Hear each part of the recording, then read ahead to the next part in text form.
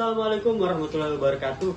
Halo semuanya, perkenalkan nama saya Muhammad Taufik, mahasiswa jurusan Ilmu Komunikasi Universitas Pejuang Republik Indonesia Makassar. Nah teman-teman, hari ini saya bakal mengajak ke teman-teman untuk mendengarkan cerita kami. Dan kebetulan di podcast hari ini saya sudah berada dengan salah satu narasumber kita, seorang pelajar yang bakal sharing bareng-bareng tentang hal-hal yang sedang ngetren atau hal-hal yang sedang terjadi nih di kalangan pelajar. Mungkin bisa langsung saja kita perkenalkan, ada Kak Fikar. Halo semuanya, perkenalkan nama saya Muhammad Zulfikar, salah satu siswa dari SMK Negeri 5 Makassar. Salah satu siswa dari SMK Negeri 5 Makassar, guys. Jadi tadi sudah kita kenalan dengan Kak Fikar. Kak Fikar merupakan salah satu pelajar di Kota Makassar, yang tepatnya di SMK 5 Makassar. Dan mungkin langsung saja nih Kak, biar teman-teman juga langsung melihat kira-kira nih Kak, apa sih yang sering terjadi sekarang di kalangan pelajar? Tentunya yang pertama yang sering terjadi di kalangan pelajar, yang pertama itu bully.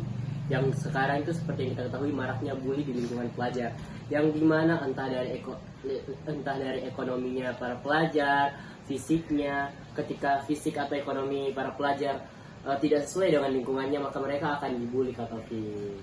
Oh, berarti teman-teman perlu tahu nih bahwa di kalangan pelajar itu sebenarnya perpeloncoan atau bully itu memang masih ada ya Kak? Sampai sekarang. Terus kira-kira Kak, kenapa sih sampai bully ini terjadi?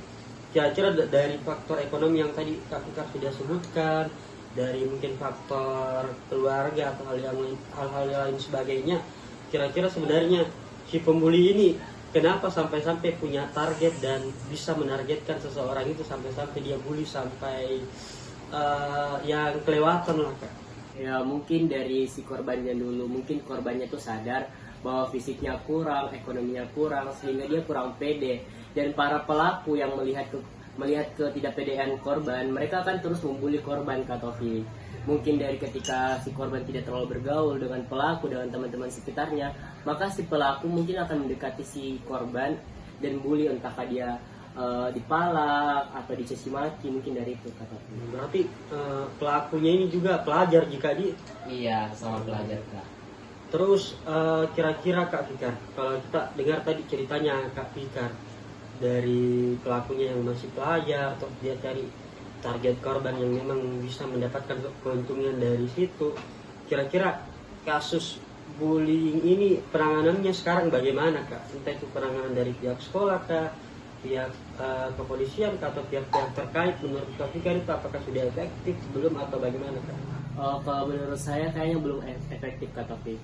Karena dari yang saya rasakan sendiri dari lingkungan sekolah saya, banyak pelaku yang sudah ditangani oleh pihak sekolah, bahkan sampai sudah ada yang di pihak kepolisian, tapi bully tetap masih ada, Kak Taufik. Mungkin karena si pelaku dari orang tuanya juga tidak melarang atau kurang perhatian dari orang tuanya, sehingga korban juga merasa was-was ketika ketemu si pelaku, tapi tetap terjadi bully, Kak Taufik, walaupun sudah ditangani oleh sekolah, kepolisian. Berarti sebenarnya bisa dibilang kasus bully ini menjadi tanggung jawab kita bersama. Jadi mau saya, Kak Fikar, atau siapapun kalian, kalau teman-teman lihat ada temannya yang dibully, kita sama-sama tolong dan sama-sama kita peringatkan bahwa bully itu tidak menghasilkan apapun, baik dari pihak pembuli maupun pihak korban. Karena ujung-ujungnya bully adalah perpeloncoan yang harus kita hilangkan, teman-teman. Dan jangan sampai kasus bully ini bisa mengakibatkan mental seseorang atau mental orang yang dibully itu hancur. Makanya penting sekali itu mental bagi para pelajar, apalagi mungkin banyaknya tugas sekolah, bagaimana lagi ketika dia dibully, belum lagi dari kehidupan di keluarganya korban, akhirnya tuh bergabung jadi satu, sehingga mental korban itu tidak baik-baik saja, sehingga berpikiran untuk bunuh diri. Oke.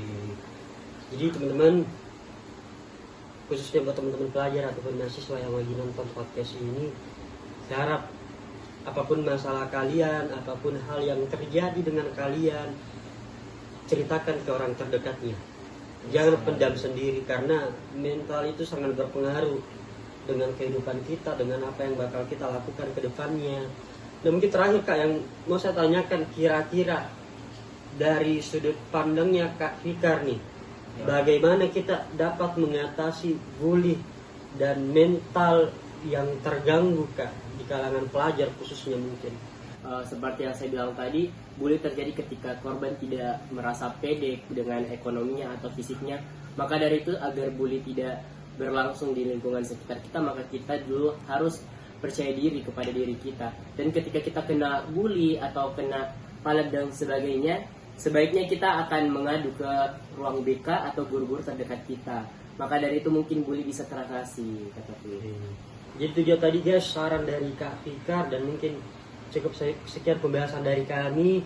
Mungkin terasa singkat, tapi semoga ada pertemuan-pertemuan selanjutnya yang bisa kita bahas sesuatu yang lebih menarik lagi nih Kak. Jadi mungkin kurang lebihnya mohon dimaafkan teman-teman, siapapun kalian, dimanapun kalian, mari mencintai diri sendiri.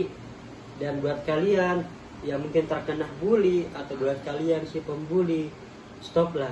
Tidak ada sama sekali keuntungan yang betul-betul bisa diambil.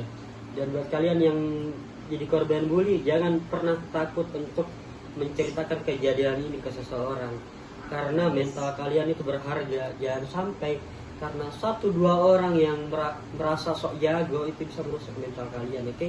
Jadi sampai jumpa, saya Taufik pamit undur diri. Wassalamualaikum warahmatullahi wabarakatuh.